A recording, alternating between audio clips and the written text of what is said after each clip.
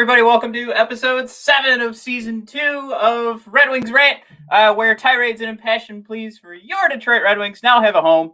Today we're going to be talking, of course, that Elmer Soderblom beautiful between the legs goal. We've got everybody else being covered through the World Juniors. How did they perform over the first couple of days? And do we have anything else to look forward to in this initial round?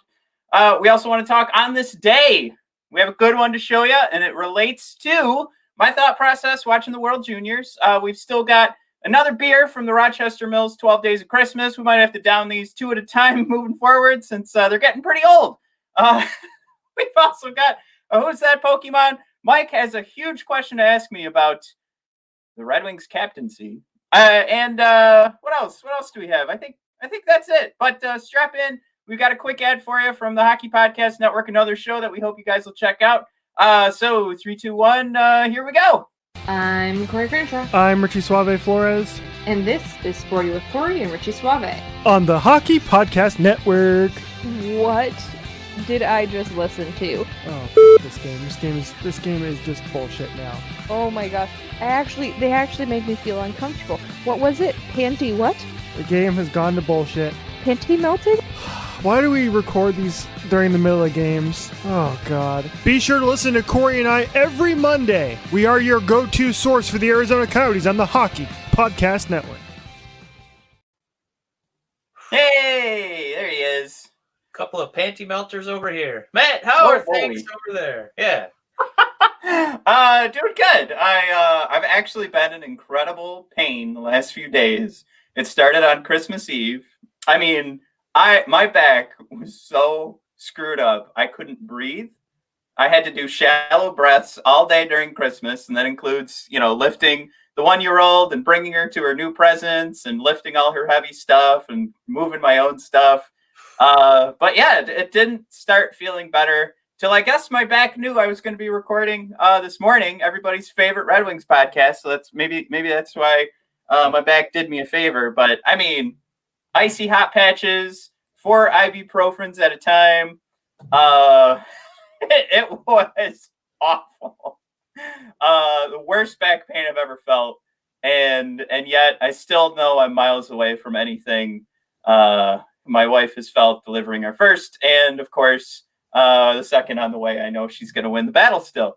So that's what you use to persevere. You tell yourself, my wife has handled much worse, so I need to just man up and keep moving. Wow, it sounds like she's in the other room. Well, I'll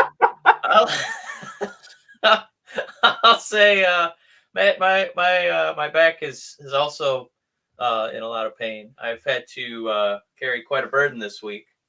I've had to be one of the first people I know in all of Michigan to be the proud owner of a Seattle Kraken t-shirt, baby. Oh my God. Yeah.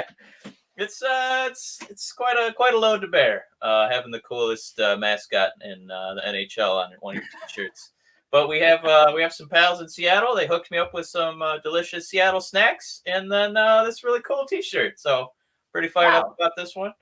And outside of that, it was a pretty lovely Christmas. And it sounds like you and Addie are really enjoying the bowling balls that I got her for Christmas there, and you get to carry those around on your lower back muscles. So, Matt, very thrilled to hear Addie, 1-year-old, is loving the great game of bowling. Yeah, no, I just in case anybody doesn't want to get Kraken stuff, if they want to get something that matches more along the lines of what Matt's wearing, that's right. He's got his Red Wings Rant sweatshirt.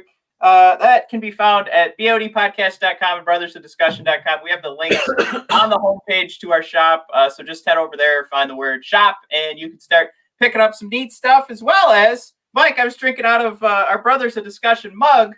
That's right. Yeah. There it is. Brothers of Discussion mug. Says it on the back there. Go check that stuff out at bodpodcast.com, brothersofdiscussion.com. If you just want to follow along with the conversation, which I was so happy that, Mike, I got to actually tweet about a live hockey game yesterday that mattered to the Detroit Red Wings. It wasn't necessarily a Wings game, but I had some fun yesterday. Mike, I had people from Spain sharing my tweets about Elmer Soderblom yesterday, but you guys can share it too at BOD Hockey. You can find our Facebook page as Red Wings Rant. We also service wrestling fans. We service them properly. Wow. POD. Yes. And then we have a joint Instagram for both pro wrestling and Detroit Red Wings hockey. Memes galore. You've also got the On This Day videos that you can find if Matt has the time and his back isn't destroyed. So there hasn't been one in a few days. Luckily, the Red Wings don't play too many hockey games on Christmas Day. Those can be found at brothers_of_discussion. So go check all that stuff out. Follow us. Mike, I'm going to say this.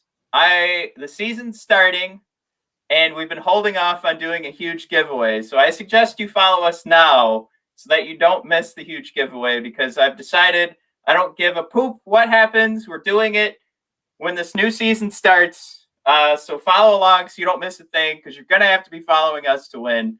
So just do it now, get it out of the way, and boom goes the dynamite. Okay.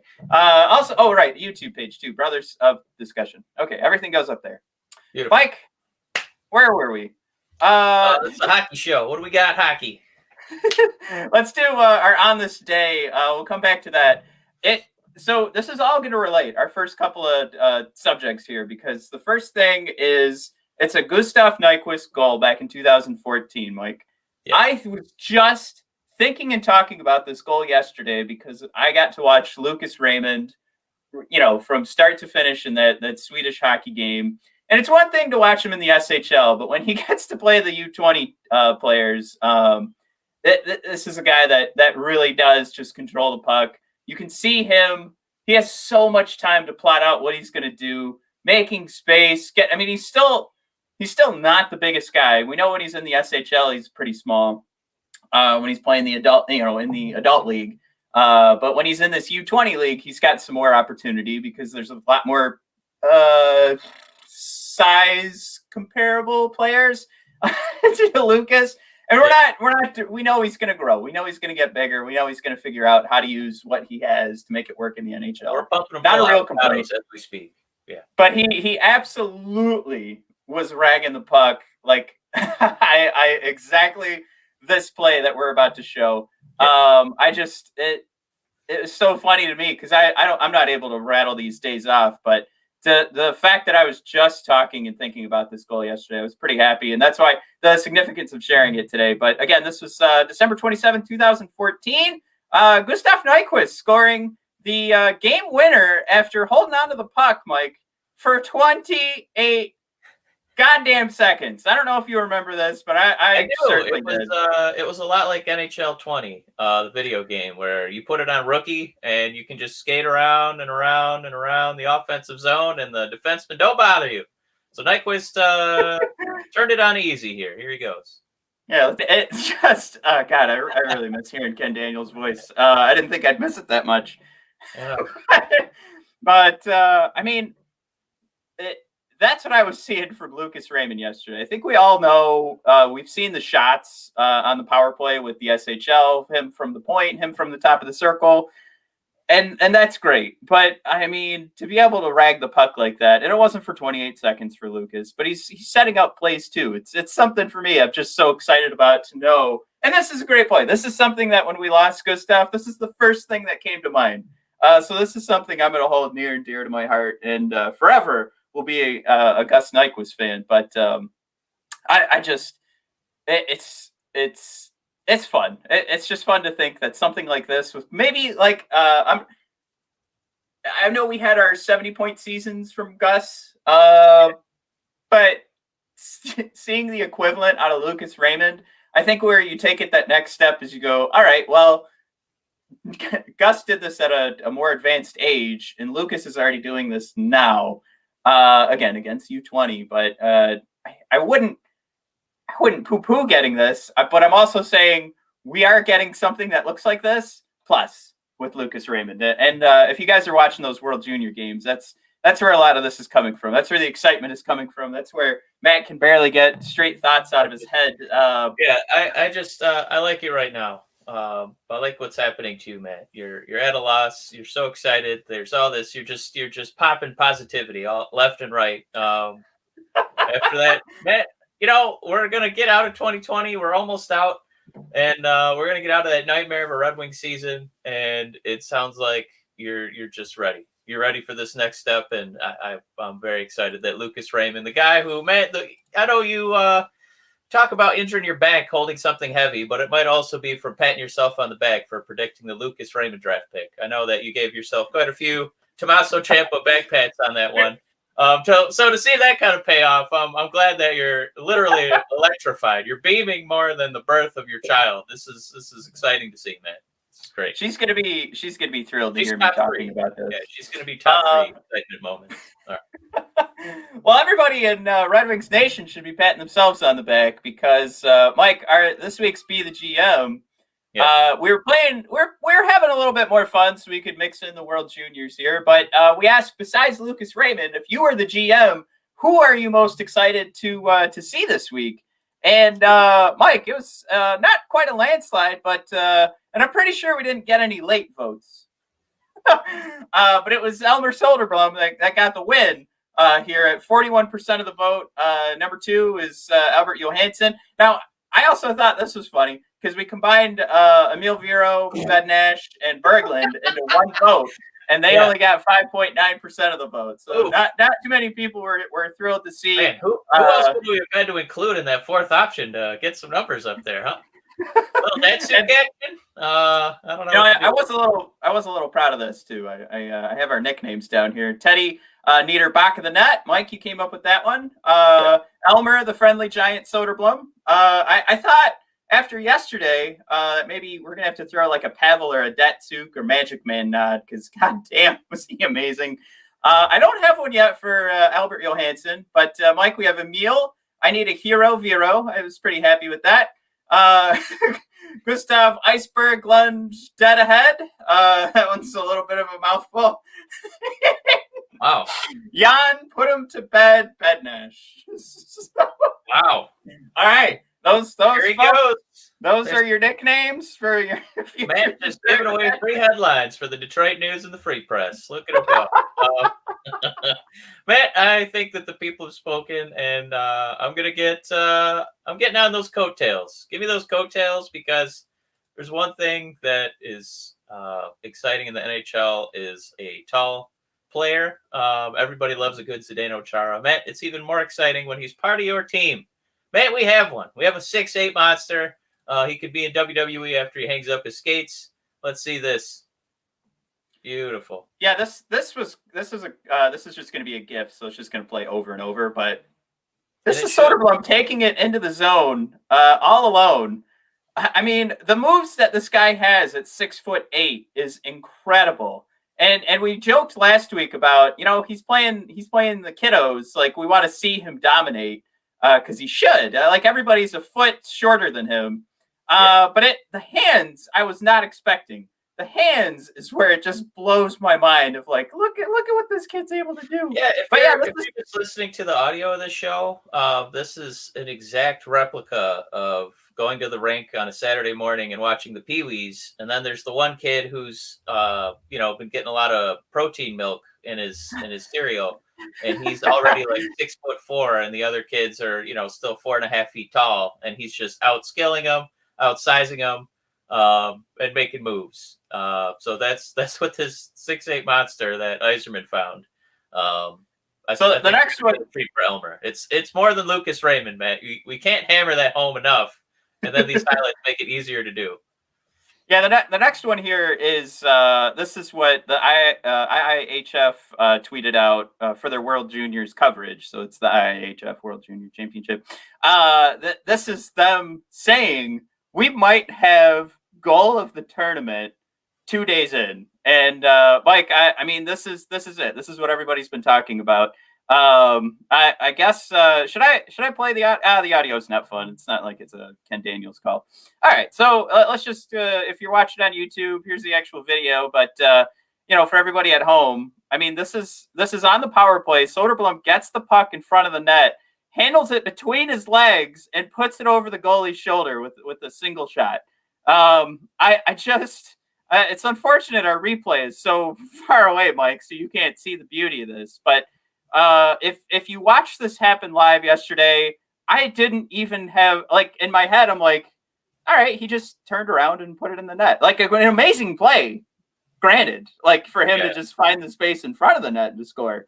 But when you see the replay and see that he put the stick between his two huge tree trunks, it's got to be terrifying for the other prospects, for other people who are going to be playing against this guy. What I can easily compare it to is the way, back in the day in the NBA, if you were a center, all you had to do was stand up and, be like the Chief in One Flew Over the Cuckoo's Nest and just put your arms up to block shots. Get your hands up in the air, Chief. Get your hands up, Chief. And then, you just had to dunk. But now, like, these guys can play off the dribble. They can hit three-pointers. And Elmer definitely feels like he's been watching centers in the NBA and said, yeah, big guys aren't just goofs in front of the net. Watch this hand-eye coordination. He's given us all these dazzling, I can't use that word enough to describe Elmer, dazzling displays of stick handling. So it's, I think we've seen big goobers who can, they're tough bodies to move away from the net, on the power play kind of station guys like that in front of the net. But man, if he's actually going to have coordination and be able to, break the blue line, break the play open, it's just now how do you stop him? Yeah, you're not waiting for him to settle in. Right. He's the one bringing the puck in and starting the play. It's we're all a flutter over here at Red Wings Rant. We can't wait to see this guy get a call up. And that's where, like, in my head, I started thinking, like, this guy needs to have, like, the nickname of just recognizing him as a giant. Mike, I mean, we're pro wrestling fans. We're watching right now the renaissance of, like, the hybrid pro wrestler where they're giant and they move like a Rey Mysterio, for anybody who's not familiar, which is incredible to see. Like this Mike could be the steal. I mean, this is pick number, if off the top of my head, 159. I tweeted it yesterday. 158 guys got picked up before him. Granted, this is one game, but this could end up being like one of the steals because the NHL just keeps getting bigger, but you're still going to need puck handlers. Mike, if this works out, if this guy makes it to the NHL, this could be the steal of the century, a 6th round draft pick playing like that. Woo. Yeah, like we've experimented with tall guys, right? We've seen like the giant Gonzalez, right? I'd say Zdeno Chara is like the Undertaker, right? Because he's big, he's got skill, but I could see Elmer almost being like a Keith Lee. Like, my God, did you see that top rope suicida from this 6'8" Goliath? I don't know my mind can't like comprehend what's happening. We're defying gravity. This would literally be every guy. Newton's laws are gone. They're over. This would literally be every guy I've created in the NHL video game. I have every guy. Every time I create myself, when I'm 7.5 feet tall, 400 pounds of pure muscle with a 99 for speed. Yes. Yeah, exactly. Well, maybe he doesn't have a 99 for speed, but you know where we're going with this. He's a fantasy. He's elusive. Yeah. It's hard to hide when you're 6'8", so you got to be elusive. I like that. Yeah. Mike, I mean, there were so many things to be excited about yesterday too, besides Elmer. But I mean, obviously, this needed most of our attention. And again, we're excited right now, Mike. This is like when you watched, if you watched Soul, the new Pixar movie. Which I did. I saw a lot of people go, "Oh, that's the greatest Pixar movie of all time." And then it immediately, it is the newest Pixar movie of all time. Exactly. It's like, no, you're just excited right now. So, I mean, we've still got a Bergeron right now that's like leading the SHL in points, where we should have most of our excitement. But it's still fun. Like, if you're not watching this and having fun with if we saw Lucas Raymond do that yesterday, I think we wouldn't be quite as excited about it. I would still be like, I'd be tweeting about it. I'd be making GIFs. Yeah. But for Soderblom to do it, it wasn't expected. I don't think we were tracking him. And even though we had a couple of replays we showed in the last month of him doing the same sort of stick handling in the SHL and then in the U20 league in Sweden, this wasn't on our radar. This wasn't something we came in and we were like, all right, let's see the 6'8" guy just jump around everybody and freaks. I mean, he's playing hopscotch around everybody. But anyway, you get my point. Like, no, the other thing he has going for him too is his name's not just I don't know, Jan Janssen. His name's Elmer. We don't have a lot of Elmer opportunities in the United States. It's literally the Glue, Fudd, and now we have a 6'8" hockey player. He's the third Elmer. Ready for this? I'm ready. He would be the first Elmer in the NHL since 1956. Yes. Woo! Yzerman strikes one. Yep. That's why you pick a guy up. He's been watching this guy since the birth canal. Really excited to add an Elmer to the Red Wings.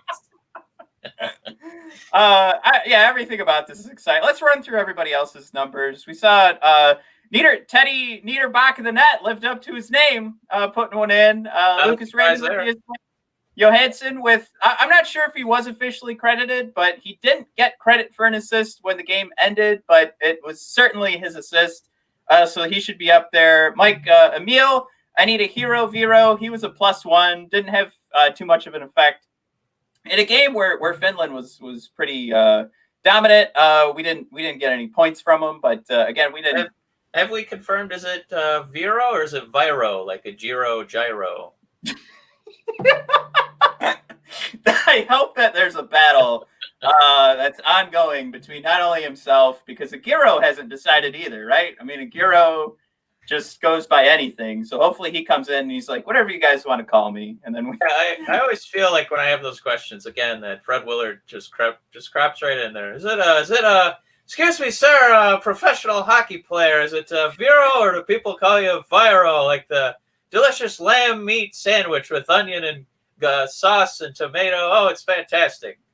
Put a little feta on that thing. It's a little perfect feta sandwich. on there for some people like the feta. I don't know. It's a little much for me. I'm good with the lamb. But man, continue. You had a few more prospects for us. That's Viro.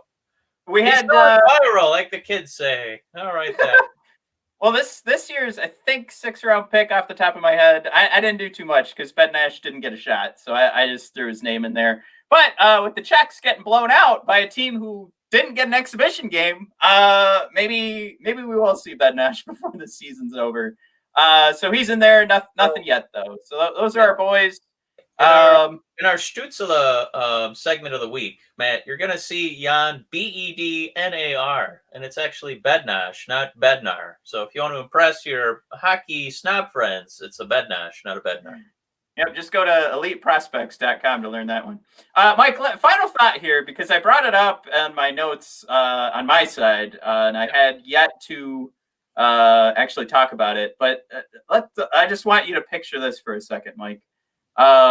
We could have the Brothers of Destruction potentially on our power play lines, because we would have 6'6" Michael Rasmussen. This will be the season where it's like, all right, buddy, get your shit together, or this is it. But have 6'6" Rasmussen, and then on another power play line, 6'8" Soderblom. I don't know. It writes itself, Mike. You make the T-shirts. Brothers of Destruction. Rasmussen, you saw what happened to Lars Sullivan. All right, there's other big guys down the pipeline. We got this Keith Lee guy. He's amazing. All right, you better brush it up. All right, you're running out of time, but we're gonna have some other big goofs out there. One of the biggest issues with power plays is you try to instill like the strategy, like this is what my team does, but you don't always have like on two different lines. You can't always size up. You can't always get a quarterback who's as good, on the point that's as good on the first line or as good on the second line. But this would be something where you could mirror the two power play lines, and I think that's something that a lot of power play coaches would just kill for. But that was where my head went, like after the game, where I'm still celebrating, and I was like, "Here's another celebratory tweet." It's me tagging Soderblom in a SpongeBob gif of him going, I'm ready. But then the final one was, what if we had the Brothers of Destruction on our power play? All right. I realize this isn't going off great. It was long-winded. That's what we do best on Red Wings Rant. But what I was going to include too is I just can't. The way Yzerman has these guys, Matt. It's here. We'll do another long-winded one. The Lions need an offensive line, and Steve Yzerman's like, I have an offensive line. They're all 6'8" and 300 pounds. There you go. Well, there's two long-winded rants for you. Matt, is it time to sample this Rochester Mills beer? I think so, Mike. All right. Today we've got. Oh man, my glass is super hot now. Shoot, I have it right in front of my space heater. Really? We have English toffee is today's beer. I always move my can in the wrong direction. Now, Mike, toffee is a confection made by caramelizing sugar or molasses along with butter and occasionally flour. Matt, I disagree. It's actually made by milk, sugars, and cocoa nibs. Ah, right. You heat it till it reaches 149 to 154 degrees Celsius.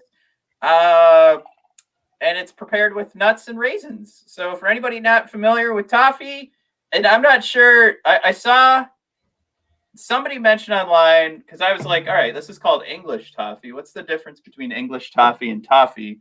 And when I searched that, the only responses I saw were that English toffee was further described as the toffee that I think we're both familiar with. And then they brought up another thing that wasn't even called toffee. So apparently there's another thing close to toffee. English toffee, you just tell yourself it's toffee. That's what I'm getting from that that bit of Mike, 45 seconds of research for this. One copy of a Wikipedia page on how to make toffee, and then me rambling is probably more English toffee. Something about coffee always makes me want to do an Irish accent, not an English one. So this English is throwing me off here. But man, I'm gonna do maybe a esoteric reference here. What is it about? We're gonna have to really talk to these Rochester Mills people, because remember that movie by Big Fat Greek Wedding, and there was the dad who was like, he used Windex for everything. The Rochester Mills, instead of Windex, they're all like, you know what, cocoa nibs. Well, it's got to be, we should do our research, right? That's got to be a main ingredient. I think we're learning. I guess. I mean, for any sort of stout, because that's what we talked about in day one, was that we were going to get a lot of chocolatiness from our stouts. So I don't want to, I just did the wrong thing. Yeah, we're going to do some digging here, I think, for the final episode. I took Rochester Mills' side instead of my brother's side. I apologize, Mike. It's a bad relationship habit. That's what it's all about here. Go fuck yourself. So here we are in just kidding. Man, coffee milkshake stout. We got to start grading this puppy. What do we do, Mike? What's our three? Is drinkability, which is taste and the ability to continue to drink it. Matching the flavor to what it's called, and then our favorite is the branding on the can. I think is the one where we go off quite a bit. Arguably most important. You wouldn't even try the other two if the can wasn't sexy. Exactly. We had to do something to make us a little different. All right, drinkability. I think it's pretty drinkable. I'm not getting toffee, but I'm getting a very drinkable stout. I mean, this is just a little bit of dirt with some milk. What do you think? I'm not a big toffee aficionado. I don't go out of my way to drink or eat toffee. Or if there's like one of those coffee creamers with toffee on the advertisement on the side, I don't usually jump for it. But it's unfortunate, because I probably would have drank this beer a little bit sooner, and I think it's actually pretty solid. Yeah, like, this didn't need to be called English toffee. I think this is one of the better stouts we've had. I just don't know how it got labeled English toffee, because I'm expecting more of a caramel and some nuttiness. Yeah, like caramelizing. Isn't it just kind of like you cook it so it browns? Yeah, sugar, butter, and caramel. Yeah, if you're going to caramelize like sugar, I mean, basically toffee is caramel, kind of. Like technically. So I think what I like about this is, with me for caramel, it's not one of my go-to. I like it in a Snickers, and it's because the caramel's not the focal point. There's chocolate, nuts, other stuff going on. And I like that there's a very subtle, super subtle kind of caramely flavor to it. Not in like our German chocolate cake and the coconut one that really really soured us on this whole experience. I like the subtlety of the caramel flavor in here. I'm gonna give this one an 8.1. I like that. Yeah, and I the longer actually I played around with it, I am getting a little more caramel if you let it sit on your tongue. Oh wait, that's I'm putting your score on mine. Um, I'm gonna go around there too. I think we've been pretty close to the 8 for quite a while, except for oh man, there's the burps. Except for that triple layer that you just referenced, that's the only one that didn't stick around the 8. I'm gonna say I think I like this a little bit more than the Red Velvet. So well, you know what? I'm gonna match it. 8.4 for me. Let's just keep rolling. Matching the flavor, Mike. I'll just jump right in here again. I'm not getting a ton of toffee, so I'm gonna go 5.1 on this one. It puts me a little bit higher than that triple layer decadence, but definitely lower than peanut butter stout or anything around that range. And you go for it. I'm gonna say it does take a little bit to kind of get that flavor, but I think in the aftermath, I can kind of taste it on my breath. And it kind of reminds me of, when you're on vacation and there's always that little shop that sells really hard rock candy and then they have toffee. Yeah. And I could kind of taste that. So I'm going to give this a hearty 7.7. Oh, wow. I like it. And then the can, I mean, look, we ask for subtlety, but here's the thing. I think if flag! Oh, go ahead. But it's not just like a piece of toffee, right? Which really wouldn't go over well. I really like this can. I think it's the coolest can that we've looked at so far. I don't know. It sounds like you're not a huge fan, but I like the style of this English flag. I don't know. I've got too much light coming on it, but it's kind of like a dirtied up UK flag a little bit, like it's a little dusty. I think this is a really cool can. I think this really helps sell what's going on in here. Even though it's not, to me, like I said, I don't really know what English toffee means, but they got to use the cool flag. So I'm going to go ahead and give it an 8.5. Yeah, I think this can, I'm going to give it about a 3. Not feeling it. It just kind of, it's, like when you could have vanilla ice cream or you could have French vanilla. And then the whole allure of it is that it's foreign. And so this isn't just toffee. This is English toffee. I much preferred toffee of the toffee lovers, the English toffee. And in case there's any doubt of the Englishness of this English toffee, here's the English flag. You love British Bulldog, don't you? Oh, he was English. And here you go. It's too much. I wanted like a little silver tray of toffees. And you know what I actually wouldn't mind? If we're going to go to the lengths to say what, an English toffee instead of a toffee, how about like a little poetic, flowery description of the difference of why we opted for the English toffee instead of just toffee. Just for that cool can. Yeah. Mike, so if you want to update your scores, I just cheated because I am getting the caramel now that it's warming up a little bit. And I realized, Mike, I'm going through this entire thing. I already filled up my glass. This is my second time filling it up. So I changed my drinkability to 8.7 and I upped the matching the flavor to 6. So I'm actually at an 8.12 now. Mike, your score is at a 7. Any changes to your thoughts? I figure if I got to cheat, you should be able to cheat too. The label really bombed it. I wouldn't have bought this beer because of the label. But I like the flavor a lot. I think it is pretty drinkable, and it does. Yeah. I just can't get on. I can't get on board. I'm out. All right. Officially, that makes it for me the third best beer that we've had so far out of this box, which is surprising because I thought this would be a throwaway. Mike, for you, you've got 1, 2, 3, 4, 5 beers ahead of it. We've only got a few beers left. Right. Yeah, man, they really, that can. Oof, we got to do something. If I give the can, oh God, let me look up one thing for you, man. All right, this is good podcasting. Well, what I want to do, there are shows that have a Googling song. I was thinking about investing in that. I have like Tom. What I was going to do is just look up how many times the British Bulldog was an Intercontinental Champion. And you're going to make that your score? Yeah. I wasn't able to find it. Okay. But we lost. God damn, this fucking sucks. We lost the Bulldog when he was only 39.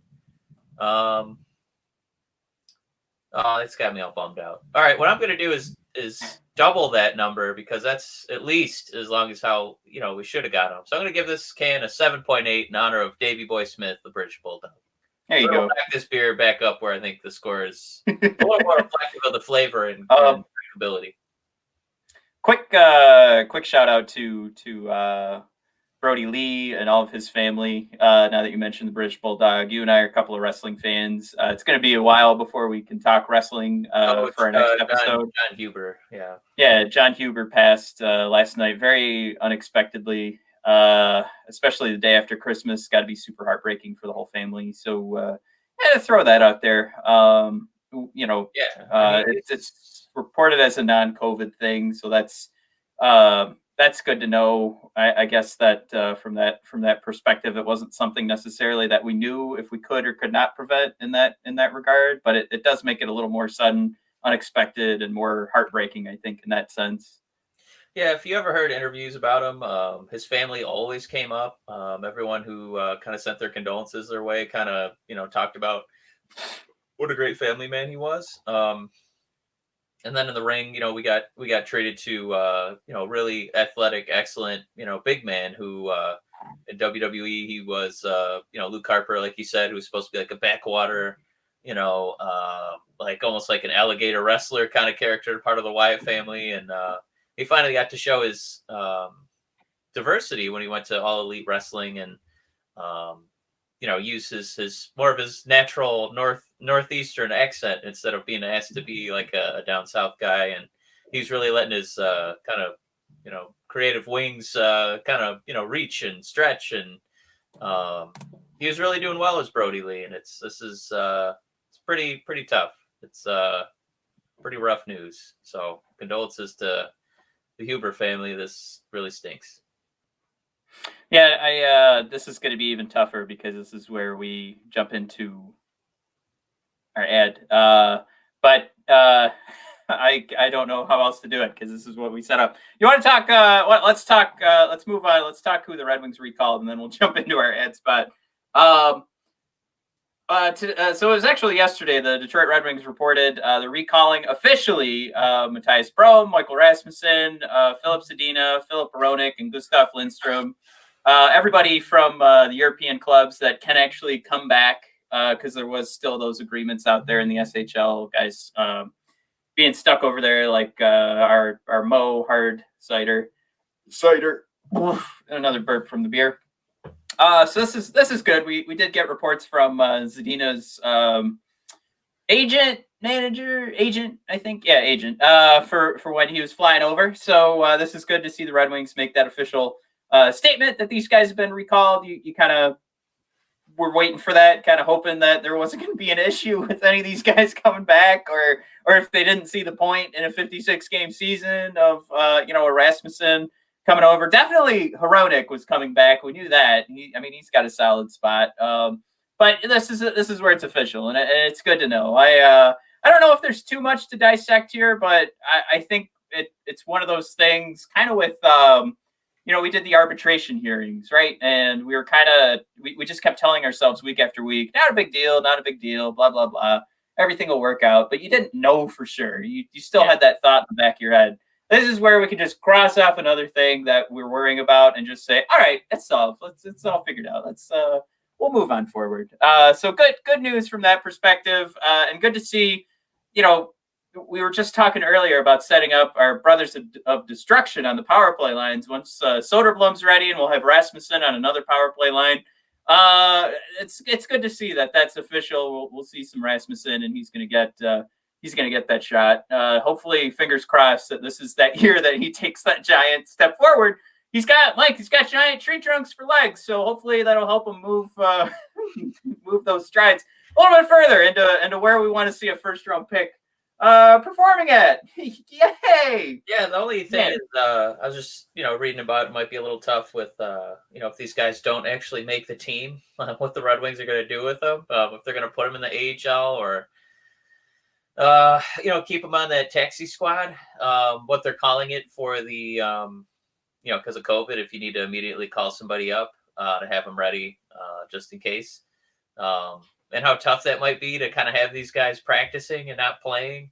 Or do you just let them commit to being in an AHL, but the AHL is not quite sure what they're doing this season? Right. Ooh, not a great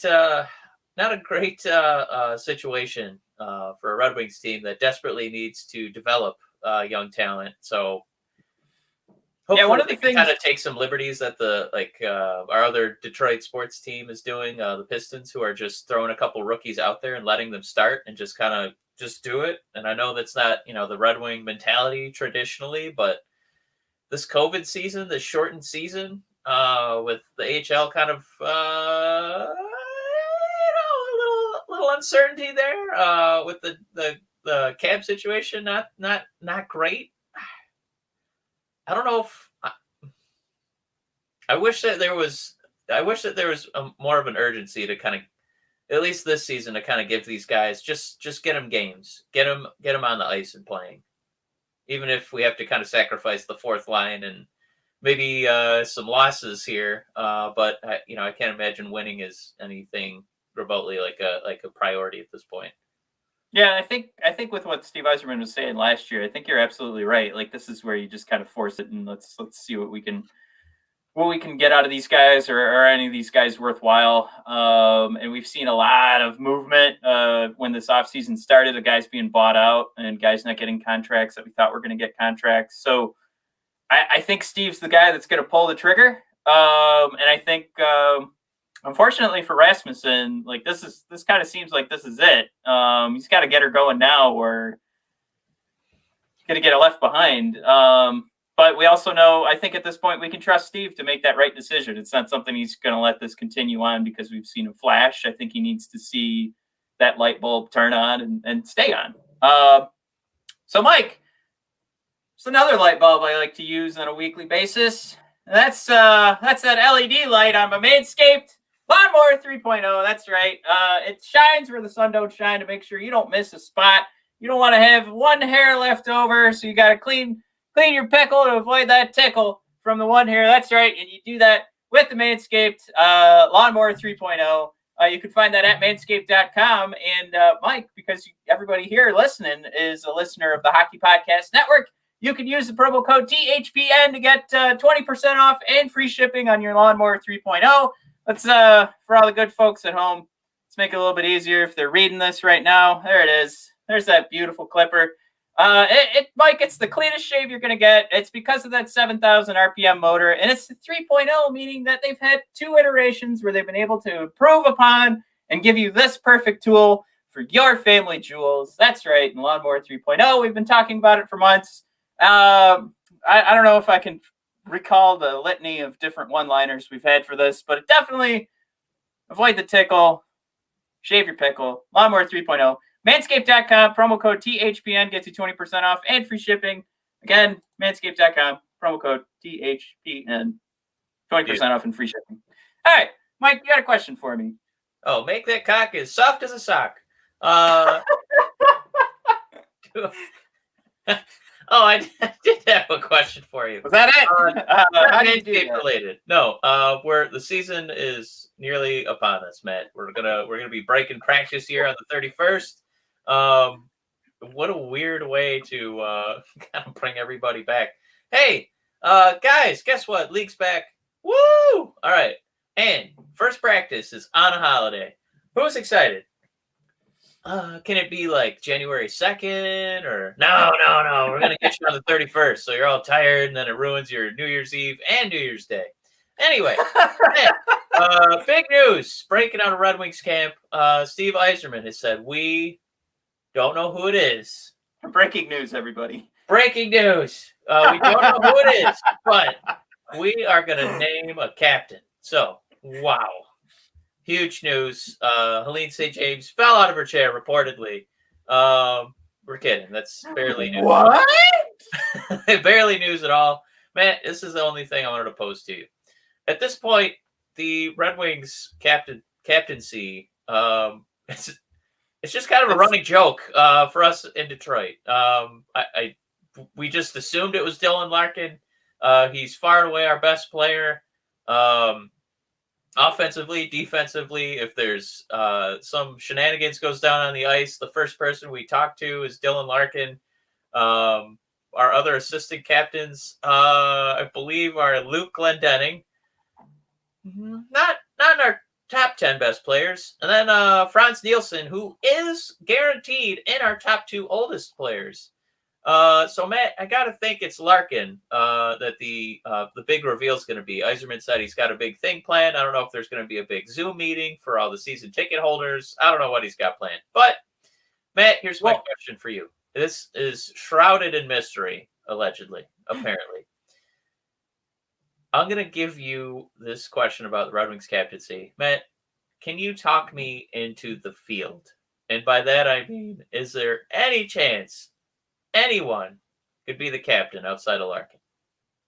Well, I just want to give a quick shout out to @WallEyeHockey11 because we were chatting about it a little bit on Twitter, and he pointed out Yzerman's choice of attire in his last press conference was a Michigan hat with it was a Red Wings hat in Michigan colors. But was he, Mike? Was this long-term wrestling storytelling? Is this? Is he letting us in on the secret? No, I really enjoyed it. I thought that was a pretty good point by Walleye Hockey 11. Go give him a follow. He puts on his profile. He's one fun, energetic hockey fan. All right, Mike. Here's the thing. This is going to happen because all the Red Wings are coming in. They're like, it's one thing, Steve, for you to just pick a guy, who's from Michigan. He's kind of young. He's performed okay his first few years. But then the other 20 Red Wings on the team sit Steve down, and they're like, look, we get it. This seems like a no-brainer. But are you forgetting that we could have a guy with no teeth as the captain and Tyler Bertuzzi? But let's look at this from a leadership perspective, right? Like, let's forget the fact that Dylan Larkin has been a captain without the title the last couple of years. Let's forget the fact that he's demonstrated to everyone that he can handle this role, as well as from a PR and marketing perspective, he's perfect for it. Forget all that, Mike. We've got so many guys that could potentially one day show that they are the most talented player on the team. God damn, this is so goddamn fucking hard. Mike, you've got... All right. Give us a name, Matt. Give us one single name. Let's go with, I guess Hronek would be a good shot. I knew you were going to pick that. So Hronek is actually performing at the level we need a defenseman like him to perform at. Like, he's at his spot. It's not like he's a top, he's a top line center, and he's just barely cracking the mold of what a top line center needs to perform at. Hronek's asked to be a top 4 defenseman, and he performs that job to a T. He looks like he's ready. He is that NHL player. He's good to go. We've seen it happen for a couple of years. Give that man the C. Let's see a 17 C. That sounded like a different thing.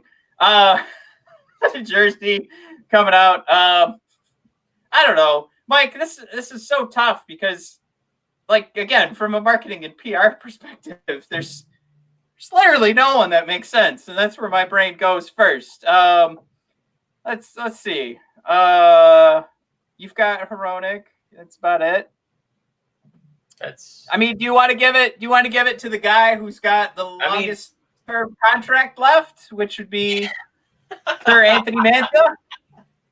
By default, you're going to be here the longest, so we're going to need you to put a big old C on your jersey and start answering a bunch of questions. Are you ready? Also, we're not stitching jerseys together anymore, so that's why we're picking you. This will save us money in the long run, where we won't need to make you another jersey. We're just going to make a couple of jerseys.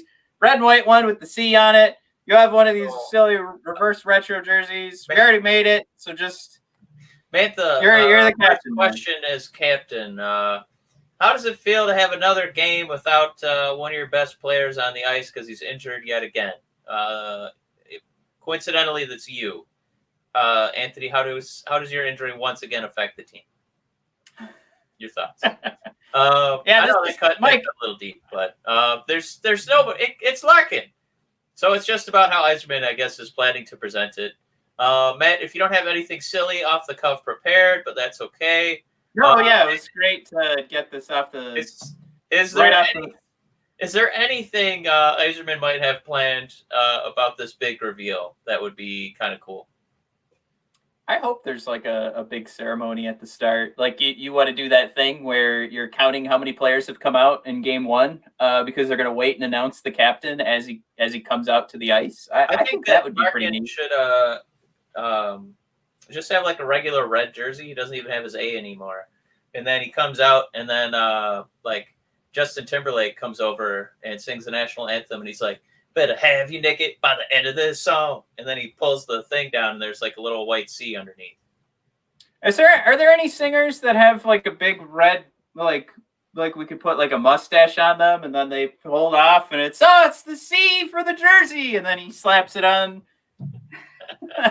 I mean, like a big old, like, it's not a handlebar. What's that? It's not a mutton chop. You know, that big ugly thing. It's a mustache, goes down to your chin. That would be fun. That seems like we're going to have to get a Muppet involved to make that work. Oh, yeah. I don't know, Matt. I tried to quickly bring up some of my artists that start with the letter C. I have Chic, who does Le Freak. I have Childish Gambino, which I don't think he's coming. And then Code Orange, who does the remixed Bray Wyatt theme. So, theme. So, probably not. No. Well, that would be nice, but I said an artist who has a big old mustache. I thought for some reason you said the letter C. I heard the letter C somewhere. No, see, watch Russia. You do the mustache, and if you turn it, it's a C. It's English enough. Hell of a beer. It's way dumber of a joke than you could have imagined. For all the podcast listeners, I apologize. Yes. Mike, I get where you're coming from, but it's just there isn't even a joke here. Like honestly, it's just eyeball rolling for me to go. Franz Nielsen with his minus 13. Like it's not even. How do you build a joke? It's like how comedians say like they can't build a routine off Donald Trump because it's the horror. Like the horror is so disgusting. Like you can't just build a routine off going, you know what this idiot said again? You can't do it. He just does it. It's every day. So it hurts everybody. So there's that reality. But then you look at this team, there's nothing that makes sense. When I spoke to Keith Gave a couple months back, I asked him the same question. I was like, is there any way Dylan doesn't get this? And Keith actually said, you don't have to give it to the guy that produces the most, is like the highest scorer on the team. Yeah. And I think where he was coming from was just like, don't just give it to Dylan for that. But then you build the case and you're like, all right, he's from Waterford. He's been playing captain for the last couple of years. So we know he can handle it from that media perspective and the on ice with the officials perspective. I mean, for all intents and purposes, he was awarded that C by his teammates. And if that happens, I don't know where else to look. If the team already respects him enough to say you're the captain of this team, without having a C on there. And I guess maybe that's how we pivot this conversation, where Yzerman has waited till it got to a point where it's such an obvious choice that now it's not just, well, I guess we'll give it to our point guy. No, we're going to give it to the guy who's most deserving. Like now it's such a consensus that it's just time to make it official. So he was already the captain. Now we're just going to put a C on his jersey. Yeah, and I think there might be new conversations to start. And I know you wanted me to have fun with this, but again, the horrors of picking anybody else just makes it seem like I'm going, oh, pick a card, and then I look like an asshole. So I think the conversation, like the real conversation, gets more interesting as this team continues to build, and if there's anybody added later. I mean, but besides that, if we're really talking about can anybody else hold this C, there's There's nobody there. This is his C. This is his team. This is his captaincy. Yeah, long, terrible. My inability to improv gone short. That's the long and short of it. I think we agree. That's where Yzerman was that's what he's kind of getting at. Is now it's almost like we are picking him, and he's already picked him by acting how he's acted. So everybody's already kind of picked Larkin in a way. So it's what we wanted in the first place. Do you want to see Anthony Mantha carry an A? You think? Again, going back to like the contract situation, I think they trust him. I mean, at this point, I would look to him as a leader anyway. But I think the success of this season is going to hinge on him being healthy and staying on the ice because he's one of our better scorers.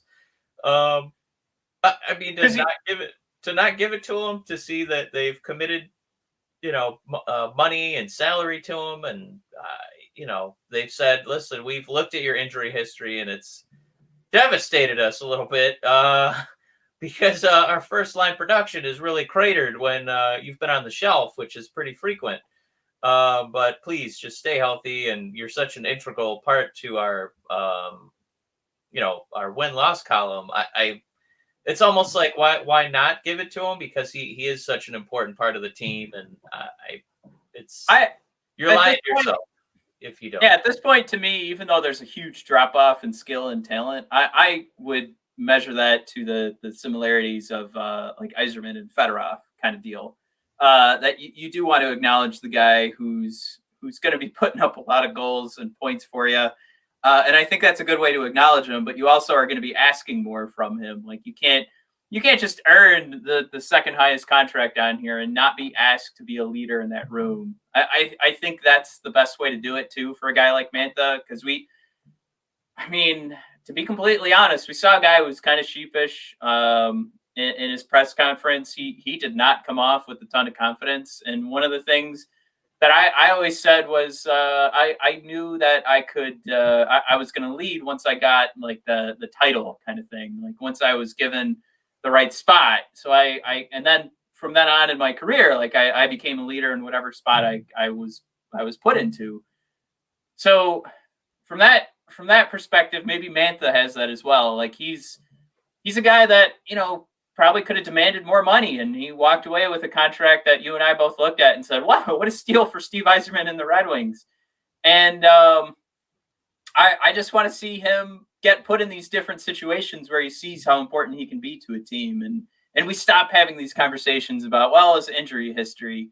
Obviously that's got to mean he goes through a whole season without an injury, but screw it. Let's ask more out of him. You're the assistant captain, man. You've got more to do. You've got to go in that locker room and get these guys hyped up. Don't just say you're going to do it with a 4-goal performance in game 1. You're going to do it by, smacking these guys in the head with your stick and telling them to wake the F up.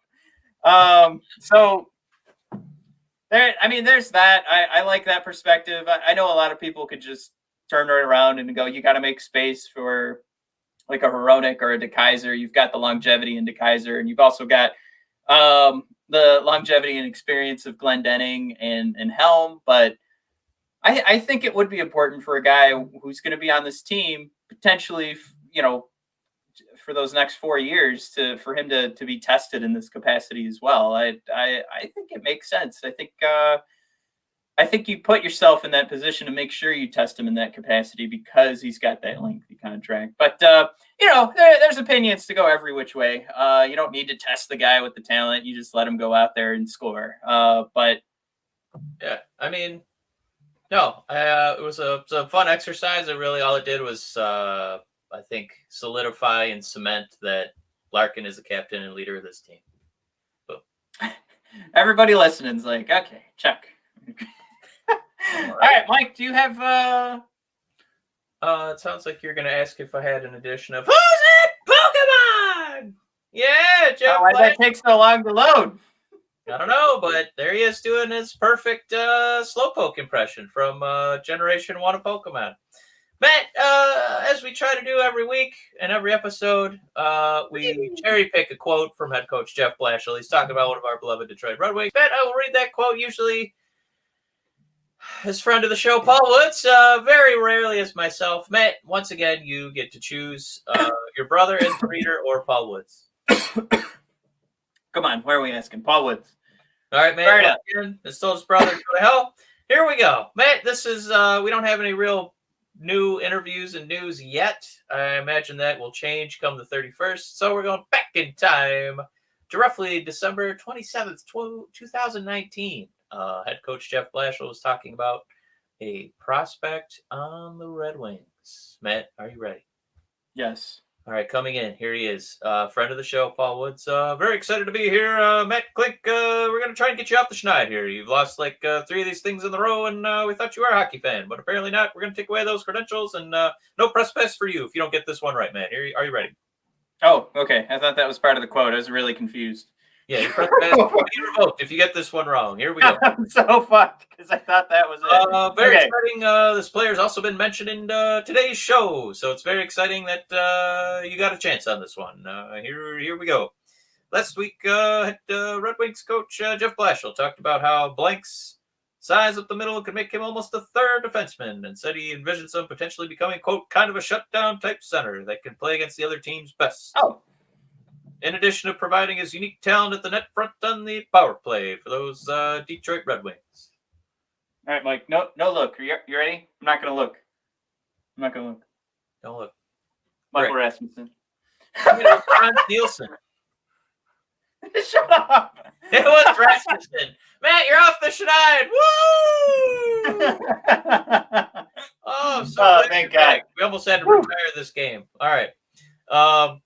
That was who's that Pokemon? We were talking about Rasmussen. He, I think one half of the Brothers of Destruction. Yeah. He was basically asking about his performance so far, and he knew it hadn't quite gotten to the point where anybody wanted, including himself. And he talked about he wants to get better defensively, get better offensively, and Jeff Blashill just said, yeah, he could be a third defenseman. He's that kind of size, and we just got to teach him how to really harness it and bring it to the games. Yeah, it's definitely a glowing review, right? A year ago, so now we've got a whole nother year come up. We just got to teach him how to play hockey. Yeah. Solid first round pick, if there ever was one. Oh no! You just turned into a pigeon. I don't know what happened. Why are you a pigeon? I don't know. I mean, I like, talking to you, but it is also pretty funny to see you become a pigeon. It might be our sign to wrap this one up. I don't know what's going on. I don't know, but it's pretty funny. All right. Well, that's going to be another work. Of Red Wings Rant featuring Michael and his brother Pigeon. Matt the Pigeon is right over there. You can hear all his thoughts and prayers, and we got the Twitter going. We got the Brothers of Discussion Hockey. You can see us on the website. My God, hey! There he is. Matt has anamorphed back from a pigeon back into regular Matt. Glad to see him. Don't want to stay as a pigeon. I'm almost 1,000% sure that producer Pigeon for the Hockey Podcast Network just signed in to our shared StreamYard account. I'm pretty sure that's what just happened. All right. Where were we? I think we were signing off. Okay. Thanks. Sorry for that hiccup there, everybody. Check out at BOD Hockey for continued World Juniors coverage. Especially Sweden. Mike, it's tough to have a baby and watch 10 hours of junior hockey, because even though it's fun to watch Soderblom, hey, Canadians, I'm super sorry. It's not great hockey. Mike, I don't know if you saw the 12,000-0 Canada win yesterday. That was boy, oh boy. What a fun tournament that Canada sets up for itself every year. Fucking bullshit. Check out those Swedish games. We'll be live at BOD Hockey, checking them out. We're on Facebook as Red Wings Rant, and find us at bodpodcast.com and brothersofdiscussion.com. Go to the shop to get these cool sweatshirts. We've got some other fun stuff like masks that hopefully we won't need too much longer. Thanks for checking. Well, there's a burp. Thanks for checking us out. Another burp. Oh, that beer. Holy crap. Have a good one, everybody, and Happy New Year. Before we sign off, Matt, can you do a quick pigeon impression?